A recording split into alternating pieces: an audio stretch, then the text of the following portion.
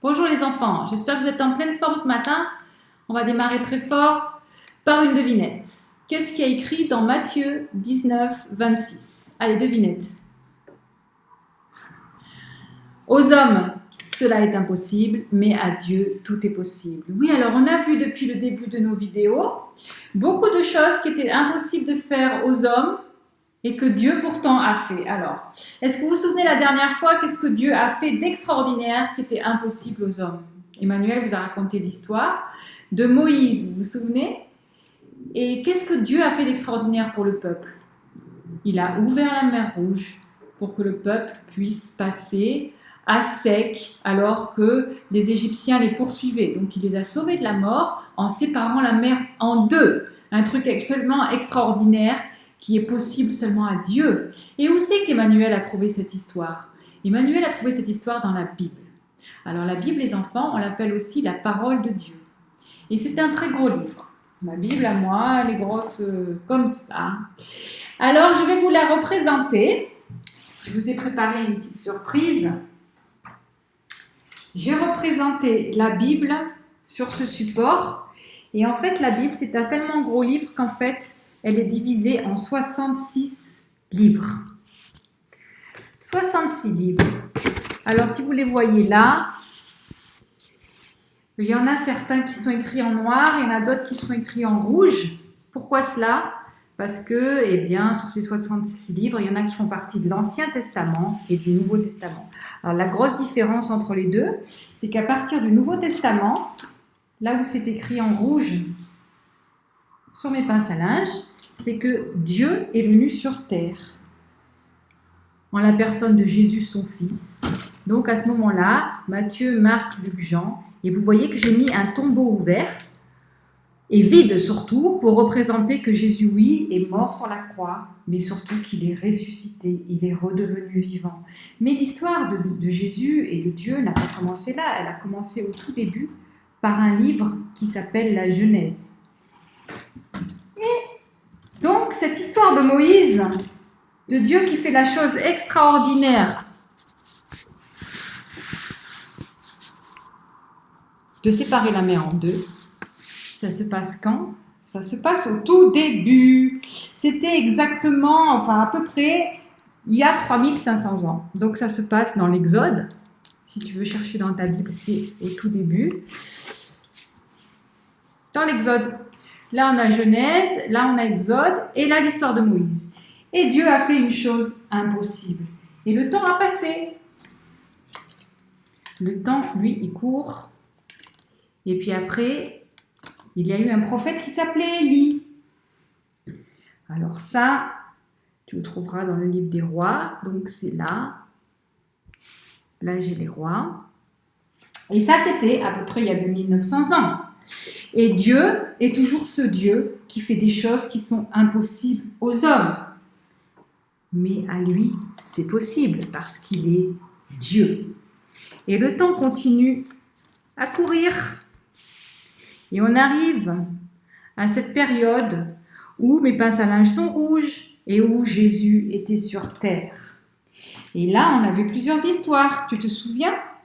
Il y avait un petit garçon qui avait 5 pains et 2 poissons, une foule qui avait très faim, et Dieu a fait une chose impossible. Jésus a multiplié les pains et les poissons pour nourrir 5000 personnes et plus. Alors pourquoi j'ai mis un point d'interrogation? Simplement parce que le prénom de l'enfant, on ne l'a pas dans la Bible. Donc je ne sais pas comment il s'appelait. Mais en tout cas, Dieu a fait une chose impossible. Il a multiplié 5 pains et 2 poissons pour nourrir une foule. À cette époque, quand Jésus était sur terre, il y avait un de ses amis qui s'appelait Thomas. Tu t'en souviens de Thomas? Thomas, qui avait des hauts et des bas. Dieu a transformé son cœur. Voilà un miracle que Dieu a fait pour Thomas. Il lui a donné la paix. Et Thomas a vu que Jésus était ressuscité, redevenu vivant. Une chose absolument extraordinaire qui s'est passée à Pâques et qui nous montre qu'à Dieu, tout est possible. Même des choses qui sont impossibles aux hommes. Et puis après cela, mes pinces à linge, si tu regardes bien, elles sont en verre. Elles sont en vert à partir de Actes, Romains, Corinthiens, Galates, Éphésiens. Oui, parce qu'à partir de là, Jésus est remonté au ciel d'où il venait. Et il a continué à faire des choses impossibles aux hommes, parce que notre Dieu est toujours le même.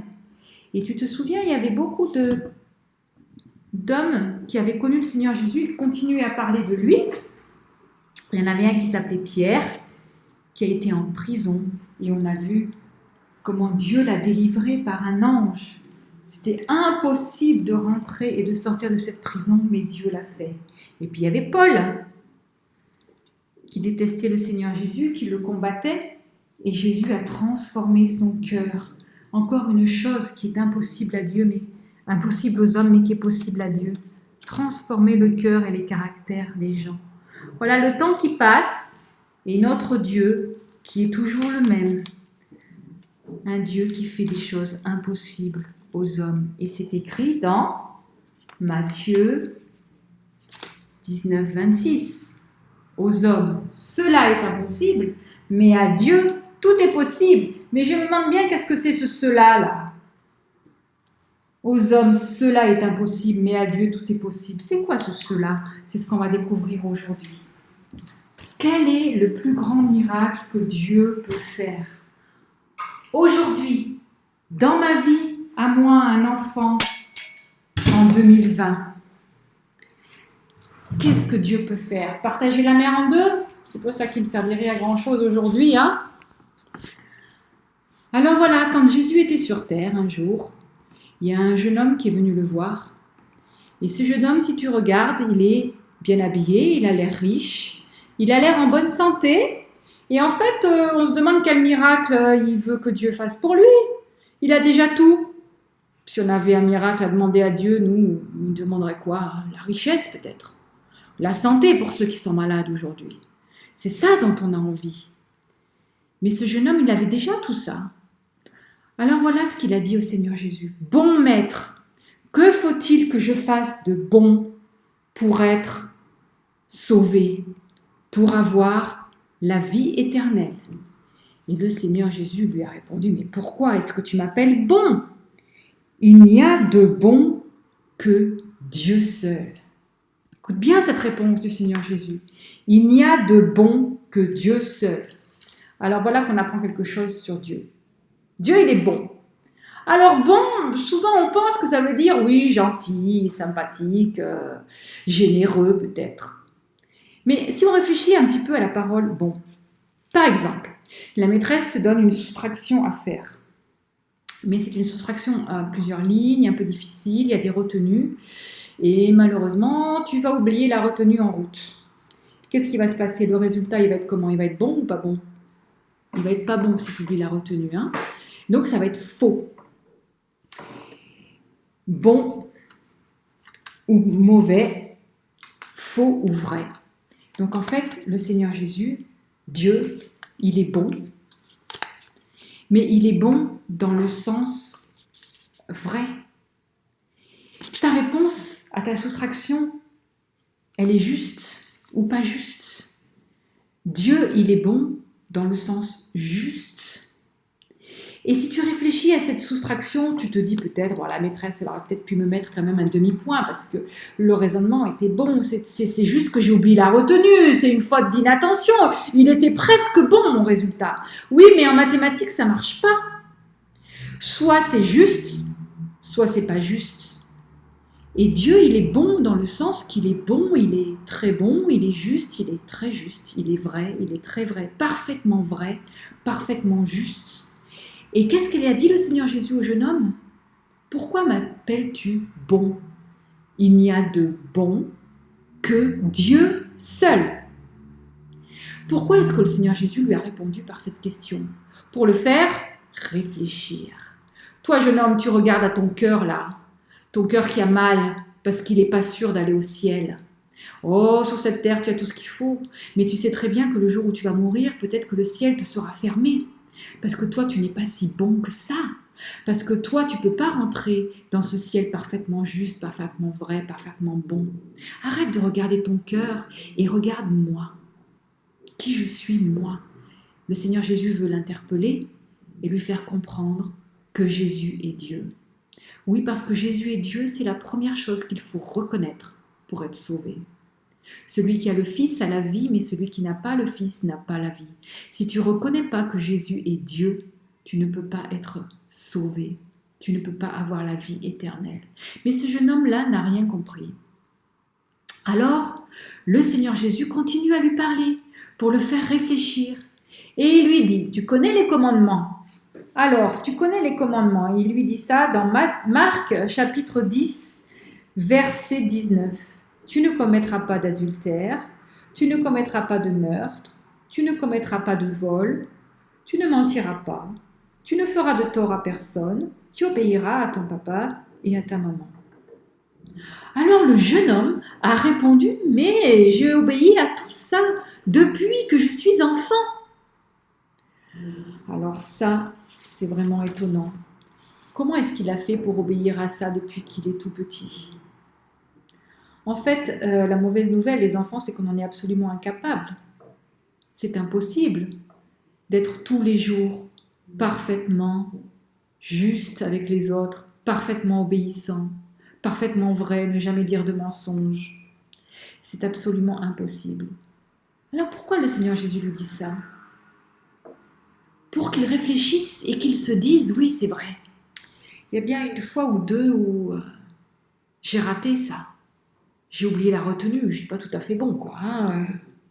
Je ne suis pas parfaitement juste. Mais le jeune homme ne comprend pas.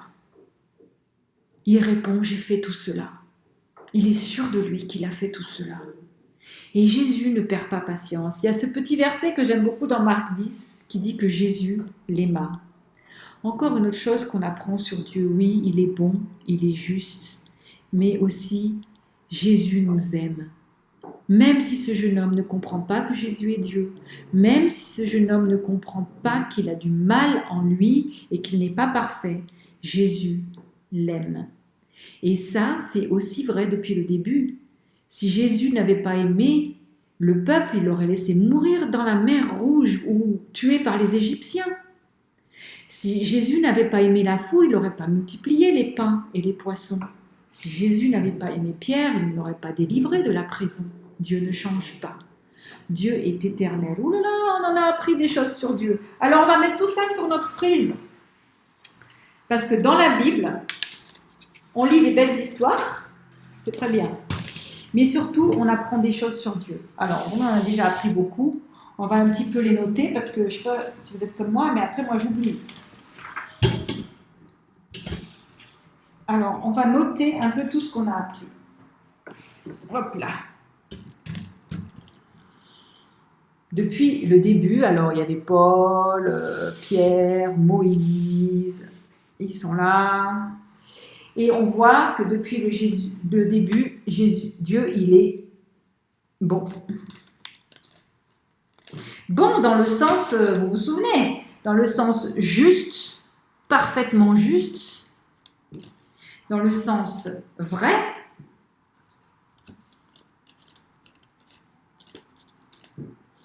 mais on voit aussi que Dieu,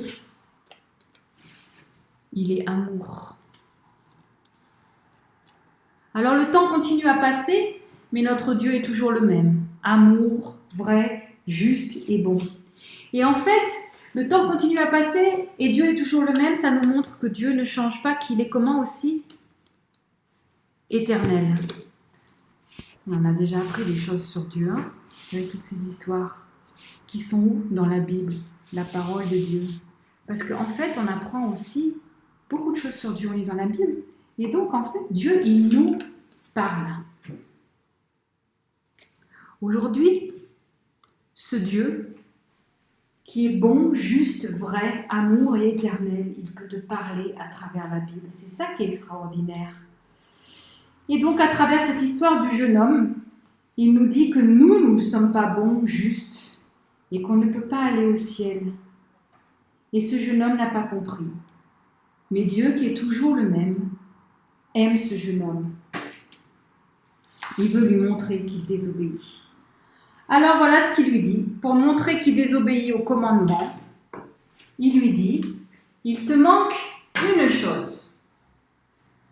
Va, vends tout ce que tu as et distribue l'argent aux pauvres.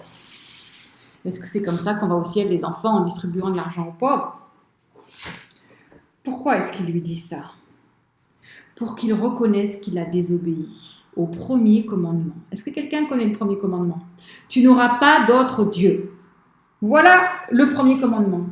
Et ce jeune homme, lui, qui était très riche, quand Jésus lui dit ça, dans son cœur, il se passe une lutte.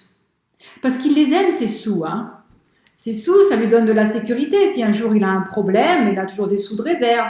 Ces sous, ça lui permet d'avoir des beaux habits. Quand on a des beaux habits, on a des bons copains. Quand on a des bons copains, on a une belle vie. Et puis il a un bon travail, il est populaire. Tout ça, il l'aime. Et Jésus lui dit, vends tout ce que tu as, tes maisons, tes habits, tes terrains, distribue l'argent aux pauvres et suis-moi. Et voilà, il faut qu'il reconnaisse qu'il a désobéi au premier commandement. C'est ça qu'il faut faire pour avoir la vie éternelle. Croire que Jésus est le Fils de Dieu. Et lui demander pardon parce que non, on n'est pas juste, on n'est pas bon, on n'est pas parfait. Et qu'on ne pourra pas aller au ciel tel quel. Impossible d'aller au ciel tel quel. Il nous faut un grand miracle. Nous rendre purs. C'est ça le plus grand miracle que Dieu peut faire pour toi aujourd'hui. Il peut te rendre pur. Il voulait que ce jeune homme dise « je ne suis pas pur » et il l'aurait rendu pur. Mais ce jeune homme, dans sa tête, il y a ce combat. Est-ce que je vais préférer devenir pur ou est-ce que je vais préférer mes sous? Peut-être que dans ta tête aussi, il y a un combat. Ça fait des années que tu sais que tu ne peux pas rentrer au ciel avec ton cœur pas tout à fait juste, pas tout à fait bon. Ça fait des années que tu sais qu'il faut demander au Seigneur Jésus pardon. Mais tu ne l'as pas encore fait. Pourtant, c'est facile. Oui, c'est facile, mais c'est très difficile, je comprends. C'est très difficile parce qu'une fois qu'on a demandé au Seigneur Jésus de nous pardonner, une fois qu'on a demandé au Seigneur Jésus de nous rendre purs, eh bien, on doit vivre une vie de purifié. On doit vivre une vie avec Jésus. Qu'est-ce qu'il a dit, le Seigneur Jésus, au jeune homme? Vends tout ce que tu as, distribue l'argent du pauvre et c'est tout. Après, recommence. Refais-toi des sous, rachète-toi des maisons. Non, il lui a dit après, suis-moi. Donc, change de vie. Et c'est pas facile. Et instinctivement, même quand on est un enfant, on le sait très bien que si on accepte le Seigneur Jésus, après, notre vie va changer. Et c'est ça dont on n'a pas envie. Et c'est ça ce combat qu'il y a en nous. Et ce jeune homme, il avait ce combat. Mais ce grand miracle que Dieu pouvait faire pour lui, c'était le rendre comment? Le rendre pur. Le plus grand miracle que Dieu peut faire pour toi aujourd'hui, c'est te rendre pur. Tout seul, tu n'y arriveras pas. Tu peux faire ce que tu veux, tu n'y arriveras pas. Et ce jeune homme, malheureusement, a pris la mauvaise décision. La Bible nous dit qu'il est parti tout triste. Tout triste parce qu'il a préféré ses sous. C'était son Dieu à lui, plutôt que de renoncer et de suivre le Seigneur Jésus. Quelqu'un d'autre était triste aussi. Est-ce que tu peux deviner qui était triste? Le Seigneur Jésus. Le Seigneur Jésus lui-même, qui est Dieu, ne peut pas obliger ce jeune homme à le suivre, à demander pardon, à reconnaître qu'il ne peut pas être pur par lui-même. Il est triste alors, il dit à ses disciples qui sont là derrière, tu les vois sur l'image, qu'est-ce qu'il est difficile à un riche de rentrer dans le royaume des cieux, au paradis. Et alors, les disciples posent cette question. Qui peut être sauvé? Dans Matthieu, tu te souviens, hein, Matthieu. Qui peut être sauvé? Et c'est là que Jésus répond. Aux hommes, cela est impossible. Mais à Dieu, tout est possible. Ah, le voilà ce cela. Qui peut être sauvé? Aux hommes, cela est impossible. Mais à Dieu, tout est possible. Matthieu 19, 26. C'est ce que répond Jésus à ce moment-là. Qui peut être sauvé? Aux hommes, cela est impossible, mais à Dieu, tout est possible. Tu peux rien faire pour devenir pur. Que demander à Dieu de te rendre pur? Voilà le grand miracle que Dieu peut faire pour toi aujourd'hui. Te rendre pur. Alors, si ce n'est pas une décision facile à prendre, réfléchis bien. Personne ne peut t'obliger à la prendre. Par contre, si tu l'acceptes, aujourd'hui, Jésus peut te rendre pur.